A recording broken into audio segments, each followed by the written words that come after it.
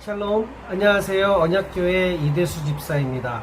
황금의 집 12번째 시간입니다. 부녀자, 누가 성막에 휘장을 짜고 수놓았던가요? 그것 또한 대단한 일이었음에 틀림없습니다.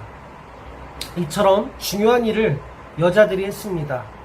여자들은 성막 안에서 제사장들이 하는 일이나 레위인들이 하는 봉사를 할 수 없었습니다. 그러나 하나님은 그들의 예민한 손가락에 맞는 특별한 임무를 주셨던 것입니다. 그것은 그분의 거처를 보호하는 휘장을 짜는 일이었습니다. 오늘날은 어떠한가요? 오늘날도 신실한 자매들에게 하나님의 성전인 성도들의 옷을 입히는 특별한 임무를 맡기셨습니다. 자신의 외모뿐만 아니라 온 가족의 외모를 아름답게 하는 것입니다. 그 일은 자녀들로부터 시작됩니다. 자녀들의 옷을 입히는 것을 통해 그들에게 경건을 가르치게 됩니다. 자녀들이 어떠한 옷을 입으며 용모가 어떠냐는 어머니의 영향이 가장 큽니다. 특히 아버지가 어떻게 보이는가도 어머니 손에 달려 있습니다. 온 가족이 하나님의 뜻을 따라 옷을 입는 것은 어머니가 결정합니다. 하나님이 거하시는 곳, 즉 교회의 외부를 아름답게 끊임없이 수놓는 여인들의 아름다운 일들을 생각해 보십시오. 마치 이스라엘 부녀들이 그리스도의 영광을 상징하는 휘장을 수놓았듯이 그리스도 안에서 자매는 그녀의 행동으로, 태도로, 말씨로, 그녀의 인품으로 예수 그리스도의 향기를 나타낼 수 있습니다. 그러면 성소 안으로 들어가 보겠습니다. 성소 안에는 어떤 성물들이 있습니까? 등대, 진설병상, 금양단 등이 있습니다. 등대, 출애굽기 25장 31절로 40절을 참고하시기 바랍니다. 성소 안에서 첫 번째로 눈에 띄는 것은 빛, 즉 등대입니다. 하나님은 빛이십니다. 할렐루야. 요한복음 9장 5절 말씀대로 그리스도는 세상의 빛이셨습니다. 등대는 정금으로 만들었는데 주조한 게 아니고 정교한 금세공 기술로 금 1달란트를 쳐서 만들었습니다. 정금이 계속 두드려지고 또 두드려졌던 것입니다. 참 빛이신 그분이 고난을 당하고 치심을 받았는데 더욱이 하나님의 강한 진노의 심판을 받으셨습니다. 등대의 줄기에는 6개의 팔, 즉 가지가 달려 있습니다. 7개의 등잔이 그 위에서 어두운 가운데 빛을 비춥니다. 스가랴 4장 1절로 6절에서 보듯이 등잔은 성령을 상징하는 올리브유로 가득 차 있습니다. 그리스도와 연합되어 있는 성도도 이와 같습니다. 그들은 성령을 통해서만 이와 같이 빛을 발할 수 있는 것입니다.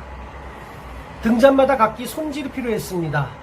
심지 같아 불똥이 생긴 곳에서는 빛이 나올 수 없기 때문에 맨 먼저 제사장은 이 불똥을 제거해야 했습니다. 불결로 인해 영력을 잃은 성도에게서는 빛이 나올 수 없습니다.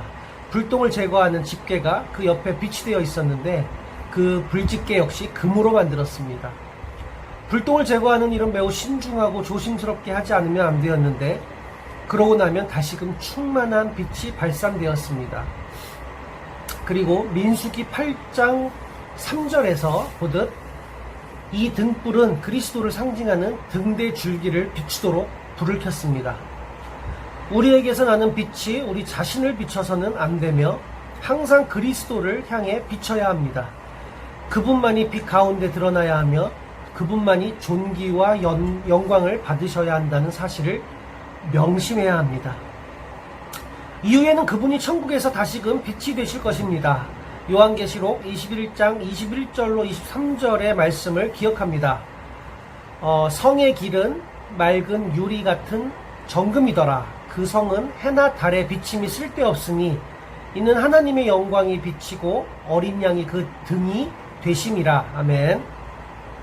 진설병상, 출애굽기 25장 23절로 30절 말씀을 참고하시기 바랍니다. 등대 맞은편에는 정금으로 된 상이 있습니다. 그 위에는 이스라엘 지파수와 같은 12개의 진설병 떡이 놓여 있습니다. 상은 그리스도를 말합니다. 금으로 입힌 널판의 나무를 생각해 보십시오. 상이 떡을 떠받치고 있는 것처럼 그리스도께서 성도들을 떠받치고 계십니다. 그리스도께서 그들을 품고 계시기에 하나님이 그들을 기쁘게 연락하시는 것입니다. 하나님은 하늘 등대의 빛 가운데서 그들을 보십니다. 12개의 진설병은 이스라엘 지파를 가리킵니다. 10지파는 아수르로 끌려갔고 이스라엘 땅에는 2지파밖에 안 남았을 때에도 상 위에 항상 12개의 빵이 놓여 있었습니다. 우리 또한 그렇게 항상 12개의 빵을 볼 수 있어야 합니다.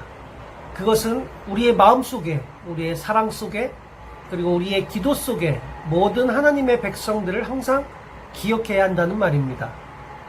그런데도 성도들 간에 불화와 분쟁과 분파가 일어나고 있음은 어찌된 일인가요? 우리는 그것을 커다란 수치와 부끄러움으로 여겨야 할 것입니다. 우리는 도처에서 하나님의 자녀들을 만나게 됩니다. 그때 우리는 그들과 일체감을 느낍니다. 그들에게 형제의 따뜻한 손길을 뻗쳐서 뜨거운 사랑을 베풀고 싶어집니다. 요한복음 17장 9절로 11절에서 이렇게 말씀하십니다.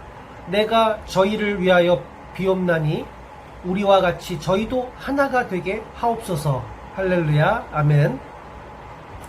상 둘레의 손바닥 넓이만큼 턱을 정금으로 만들고 그 둘레를 빙 둘러 다시 금태를 만들었습니다. 그것은 말할 것도 없이 상으로부터 떡이 떨어지거나 미끄러지는 것을 막기 위함입니다.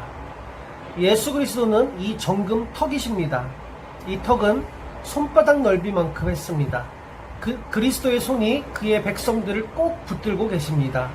주님이 자녀들을 보호하고 지켜주십니다. 아멘.